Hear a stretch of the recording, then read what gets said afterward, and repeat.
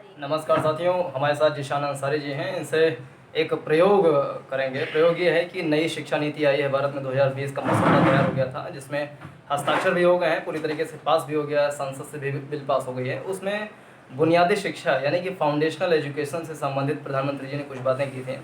उसमें उन्होंने कहा था कि बुनियादी शिक्षा बच्चों में होना ज़रूरी है। जैसे कि बुनियादी शिक्षा का सिंपल सा परिभाषा अगर देखा जाए कि जो बच्चा कक्षा 3 पास हो गया है, कक्षा 3 में है या कक्षा 3 पास हो गया है, तो उसमें सामान्य तौर पे जो उसकी पुस्तकें हैं, कक्षा 3 की या 4 की पुस्तकें हैं, उसको पढ़ने की क्षमता और साथ-साथ में समझने की क्षमता जो होती है, उसी को बुनियादी शिक्षा या कह सकते हैं कि बुनियादी समझ हम कह सकते हैं उसको। इसमें एक सिंपल सी परिभाषा हम ये बना सकते हैं कि कोई बच्चा अगर 1 मिनट में यानी कि 60 सेकंड में 30 से 35 शब्द अगर पढ़ पा रहा है और साथ-साथ में समझ पा रहा है, जिसको ओआरएफ कहते हैं, यानी कि ओरल रीडिंग एफिशिएंसी जिसको बोल सकते हैं हम, फ्लुएंसी जिसको बोल सकते हैं, अगर वो होती है जिसके अंदर में, तो ये माना जाता है कि उसके अंदर पढ़ने की क्षमता है, समझने की क्षमता है और वो बच्चा सही है। और विश्व भर में एक मानक तैयार किया जा रहा है, या कहें कि यही मानक चलता है, जिसमें बच्चे का जो ओआरएफ है यानी कि ओरल रीडिंग फ्लुएंसी है, उसी के मापन के आधार पर देखा जाता है कि बच्चे में पढ़ने की समझने की योग्यता है कि नहीं है। 2017 में एनसीईआरटी यानी कि national council of research and education ने एक सर्वे किया था, जिसमें पता चला कि भारत में करीब 35% बच्चे ऐसे हैं जो कक्षा 3 पास करने के बाद कक्षा 3 वाली पुस्तक को 1 मिनट में 30 से 35 शब्द पढ़ पा रहे हैं। यानी कि स्थिति बहुत ज़्यादा भयावह है। 65% बच्चे की स्थिति बहुत ज़्यादा बेकार है। असर का ऐसे रिपोर्ट आता है, हर साल असर का रिपोर्ट आता है, जिसमें कक्षा 8 में पढ़ने वाला बच्चा कक्षा 3 की किताबें सॉल्व नहीं कर पाता है। तो हमारे साथ जिशान अंसारी हैं, इनसे हम देखेंगे कि इनके अंदर ओआरएफ की कितनी स्किल है। यानी कि ये 1 मिनट में पहले से टिक लगाया हुआ है इनकी पुस्तक में, 1 मिनट में ये 100 शब्द पढ़ेंगे और वो पढ़ पाते हैं कि नहीं पढ़ पाते हैं, फिर उसको समझ पाते हैं कि नहीं समझ पाते हैं, उसको लाइव देखेंगे इनके माध्यम से। तो जिशान भैया पढ़ेंगे, यहाँ प्रायः से लेकर के जाते हैं जो टिक लगाया है, इसको आप पढ़िए। ये माइक ले लो अपने हाथ में, पढ़। पर यह हम सब जब बाजार जाते हैं तो घर से थैला ले तेज जाना भूल बोलना। जाते हैं। बाजार में किसी भी वस्तु की खरीदारी करने पर वह वस्तु हमें पॉलीथीन में रखकर दी जाती है। यहाँ लेकर चलने में तो आसान है, किंतु यह परवड़ी के निवास का कारण इन थैलों को हम इधर उधर फेंक देते हैं। इससे नालियाँ बंद हो जाती हैं। इन थैलियों में रखकर पैक गए छिलके, खाद्य सामग्री थैलियों को भी जानवर खा जाते हैं। इनके पेट में कभी कभी इतनी प्लास्टिक इकट्ठा हो जाता है कि वे मर जाते हैं। बहुत बढ़िया है। इनकी रीडिंग एफिशिएंसी जो है वो सही है, यानी कि 1 मिनट में ये सही शब्द पढ़ पा रहे हैं, बल्कि 1 मिनट से कम में ही ये सारे शब्द पढ़ लिए। तो इनकी हिंदी की जो पढ़ने की क्षमता है वो अच्छी है, लेकिन क्या समझने की क्षमता है वो अभी पूछ लेते हैं। आपने पढ़ा ना अभी, 100 शब्द पढ़े ना आपने।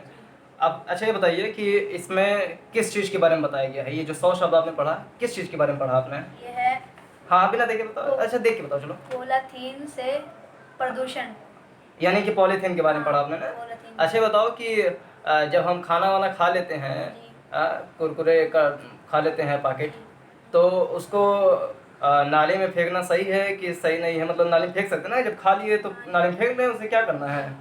नाली में फेंक सकते हैं ना? नहीं फेंक सकते, कहाँ फेंकते हैं फिर? डस्टबिन में। डस्टबिन। बहुत बढ़िया, यानी कि समझ में आया है पाठ ना। नालियाँ जाम क्यों हो जाती हैं? नालियाँ जब हम कुछ खाकर हाँ। लिफाफे जो होते हैं हम कूड़ा उसमें नाले में फेंक देते हैं, वो अटक जाती है। बहुत बढ़िया। यानी जिशान ने जो पढ़ा अभी 100 शब्दों में, वो पढ़े भी और क्वेश्चन पूछा, समझ भी पा रहे हैं ये कि उसमें बताया क्या गया है।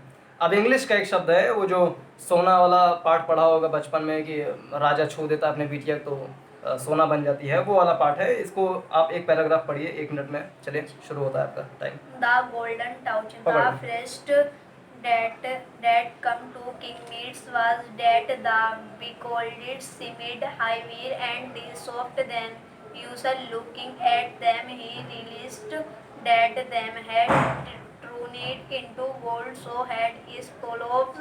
He stretched out his become pillar of sold gold. He jumped out of bed with a gold carry. He had been given the golden touch. बहुत बढ़िया, यानी पढ़ा इन्होंने, सही पढ़ा, लेकिन कम से कम 100 शब्दों में इन्होंने 10 शब्द गलत पढ़े और हिंदी वाले में भी करीब 100 शब्दों में 4-5 शब्द गलत पढ़े।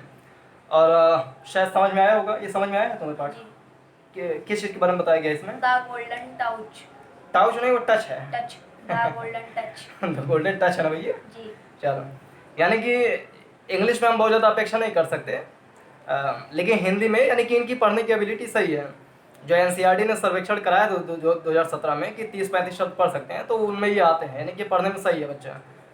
लेकिन बहुत सारे लोग जो 65% हैं जो इस स्टेडियम नहीं आते हैं, उनके लिए क्या किया जा सकता है? जैसे जो 5 साल से 8 साल के बीच में जो लोग हैं, तो उनके माता पिता को, उनके शिक्षकों को ये चीज़ चाहिए कि उनको कुछ रोचक सामग्रियाँ प्रदान करें, ताकि वो पढ़ने में उनकी रुचि थोड़ा सा बने। कुछ ऐप्स के माध्यम से, थोड़ा डिजिटल माध्यम से उनको अगर पढ़ाई कराई जाएगी, और 2025 तक पूरी दुनिया ये सोच रही है कि उनका जो ORF है वो सुधर जाए। तो भारत में भी अगर 35% है तो स्थिति बहुत ज़्यादा भयावह है। 2035 तक जैसे स्वच्छ भारत अभियान 2014 में चला था, पूरे भारत ने पूरी जन आंदोलन चला करके उसको मूर्त रूप दिया था। उसी तरीके से निपुण भारत अभियान मोदी जी ने, प्रधानमंत्री जी ने चलाया है। तो निपुण भारत अभियान भी तभी जाकर के सफल होगा जब सभी लोग इसमें सजगता पूर्वक और पूरी जिम्मेदारी पूर्वक अगर काम करेंगे। तो ये जो ORF है, यानी कि ओरल रीडिंग फ्लुएंसी जो है, कि 1 मिनट में 30-35 शब्द बच्चा पढ़ भी ले और साथ साथ में समझ भी ले, क्योंकि जब उसके पढ़ने की जब एबिलिटी उसके अंदर डेवलप होगी, तब वो चीज़ों को समझ पाएगा। उसकी जो मानसिक डेवलपमेंट है वो तब हो पाएगा। कक्षा 2 में है वो अटक के पढ़ेगा, कक्षा 3 में है थोड़ा सा धीरे धीरे पढ़ना शुरू कर दिया, समझना शुरू कर दिया। ये जब एफिशिएंसी उसके अंदर में आती जाएगी, भाषा के प्रति उसकी जो लगाव है वो बढ़ता जाएगा और समझ में आती जाएगी, तो कहीं ना कहीं उसके आगे की पढ़ाई के लिए ये बहुत ज़्यादा सही होगा। और बुनियादी शिक्षा, यानी कि जो फाउंडेशन किसी मकान का जितना मजबूत होता है, मकान भी उतना मजबूत होता है। तो इस वीडियो में मुख्य रूप से इतना ही। उम्मीद करते हैं वीडियो समझ में आई होगी, पसंद में आई होगी। आप कुछ कहना चाहोगे? जी। बताओ, कुछ कहना चाहोगे? नहीं कहना चाहोगे? चलो, कुछ नहीं कहना चाहेंगे। नमस्कार, जय हिंद। नमस्कार।